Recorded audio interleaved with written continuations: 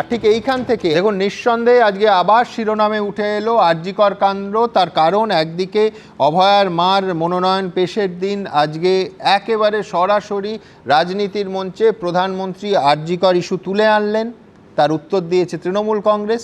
আবার পাশাপাশি কলকাতা হাইকোর্টে মাননীয় বিচারপতি রাজাশেখর মান্থার ডিভিশন বেঞ্চ আজ এই প্রশ্ন তুলল যে অভয়ার মা এবং বাবা ঘটনাস্থলে যেতে চায়, তাতে রাজ্যের আপত্তি কেন? পাশাপাশি নিঃসন্দেহে সঞ্জয় রায়সহ অন্য যে কোনো সন্দেহভাজনকে জিজ্ঞাসাবাদ করার জন্য সিবিআইকে ছাড়পত্র দিল কলকাতা হাইকোর্ট। আবার কি খুলছে আরজিকর ফাইলস, দেখুন। आरजी कार जैसी विभत्स घटनाएं टीएमसी ही हमेशा खुलकर बलात्कारियों के पक्ष में खड़ी होती है। রাজ্যে ভোটের প্রচারে এসে তৃণমূলকে আক্রমণ শানাতে গিয়ে ফের আরজিকর মেডিকেল কলেজে চিকিৎসকের ধর্ষণ খুনের প্রসঙ্গ টেনে তৃণমূলকে আক্রমণ করলেন নরেন্দ্র মোদী। আর এদিনই আরজিকর কাণ্ডে ধর্ষণের মামলায় আদালতে প্রশ্নের মুখে পড়ল রাজ্য সরকার। নিহত চিকিৎসকের মা বাবা ঘটনাস্থলে যেতে চাইলে রাজ্য সরকারের আপত্তি কোথায়, প্রশ্ন তুললেন কলকাতা হাইকোর্টের বিচারপতি রাজাশেখর মান্থা। 2 বছর আগে 2024-এর 9 অগস্ট আরজিকর মেডিকেলে তরুণী চিকিৎসকের দেহ উদ্ধার হয়েছিল। খুন ধর্ষণের মামলায় এখনো পর্যন্ত সিভিক ভলেন্টিয়ার সঞ্জয় রায়কেই অভিযুক্ত হিসেবে চিহ্নিত করেছে সিবিআই। আমৃত্যু কারাদণ্ডের সাজা হয়েছে তাঁর।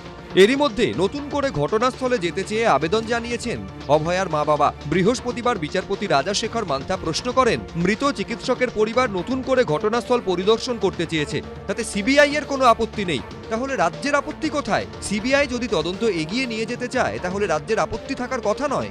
বিচারপতি বলেন, সাজাপ্রাপ্ত সঞ্জয় রায় অনেক কিছুই জানেন বলে মনে হয়, ফলে সমস্ত আধুনিক পদ্ধতি ও প্রযুক্তি ব্যবহার করুক। পাশাপাশি হাইকোর্ট নির্দেশ দেয়, সিবিআই প্রয়োজন মনে করলে খুন ধর্ষণের মামলায় সাজাপ্রাপ্ত সঞ্জয় রায় ও অন্যান্য সন্দেহভাজনদের ফের জিজ্ঞাসাবাদ করতে পারবে। মহামান্য বিচারপতিরা বললেন, আমরা আমাদের যাবতীয় নথি পাঠিয়ে দেব সিবিআই এর কাছে, সিবিআই সেগুলি পড়বে এবং মনে করলে সিবিআই পুঙ্খানুপুঙ্খভাবে আবার তদন্ত করবে। এমনকি এত বড় নির্দেশও এসেছে যে চাইলে সঞ্জয় রায়কে পুনরায় জেরা করা যেতে পারে।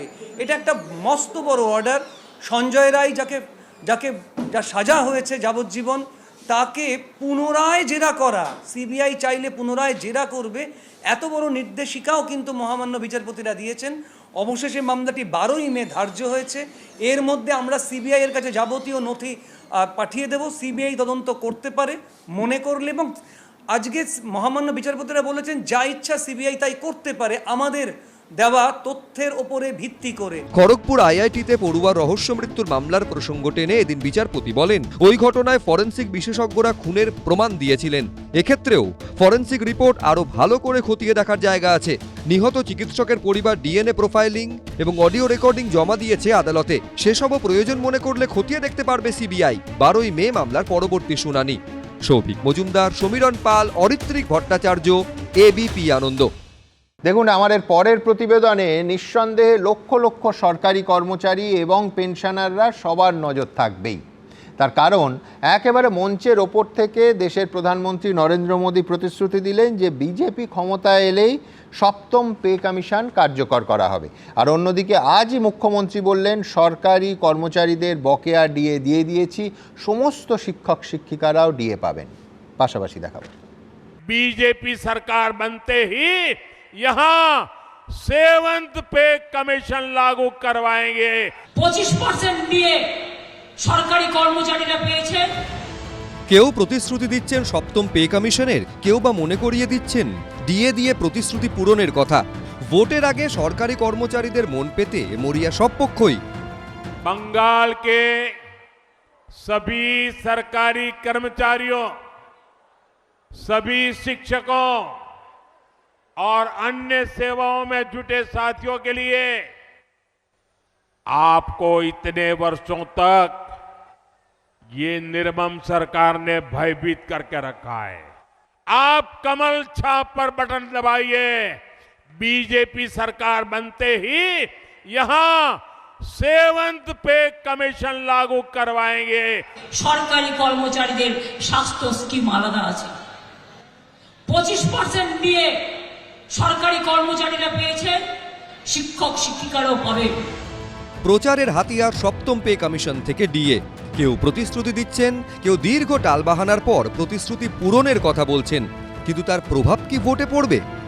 এই সরকার যেভাবে যে মিথ্যাচার করে যাচ্ছে, সুপ্রিম কোর্টের রায় যে 25% ইমিডিয়েট দিতে বলেছিল সেইটাকে না দিয়ে একটা 53% কম টাকা দিয়ে কর্মচারীদের খুশি করার চেষ্টা করছে। তো এর বিশ্বাসযোগ্যতা রাজ্যের কর্মচারী শিক্ষকদের কাছে নষ্ট হয়ে গেছে অনেক দিন আগে। প্রধানমন্ত্রী বলেছেন সেটা তার দল যদি ক্ষমতায় আসে সেটা আমরা দেখব, কিন্তু আমাদের আন্দোলন থামবে না।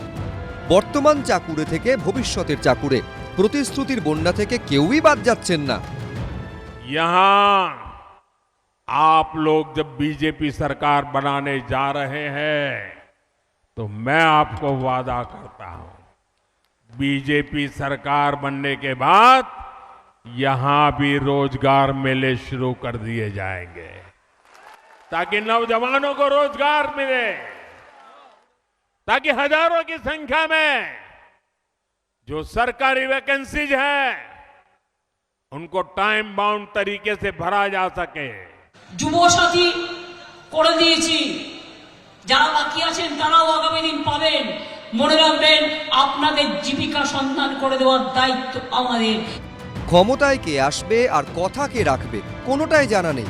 একটার উত্তর পাওয়া যাবে 4 মে, আর অপরটার উত্তর? আশাবুল হোসেন, বিটন চক্রবর্তী, ব্রতদীপ ভট্টাচার্য, এবিপি আনন্দ।